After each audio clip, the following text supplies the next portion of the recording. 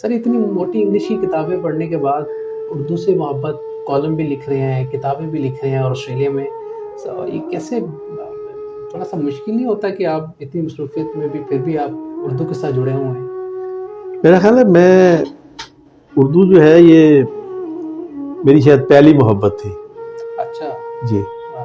तो कहते हैं ना कि हर आदमी इश्क करता है, तो मेरा बचपन का या लड़कपन का इश्क जो है वो उर्दू थी। तो मैं जब 6वीं 7वीं में था तो उस वक्त से मैंने नसीम इजाज़ी को पढ़ना शुरू किया। अच्छा। और 8वीं 9वीं तक पहुंचते पहुंचते मैं नसीम इजाज़ी की सारी किताबें ख़त्म कर चुका था। क्या बात है। और उसके बाद फिर मैंने उर्दू अदब की शायद ही कोई ऐसी किताब हो जो मैंने ना पढ़ी हो। तो जब ये सोशल मीडिया आया, फेसबुक और दूसरी जो इलेक्ट्रॉनिक मीडिया आया, तो मैंने इरादा किया कि मैं अब इंग्लिश में नहीं लिखूंगा।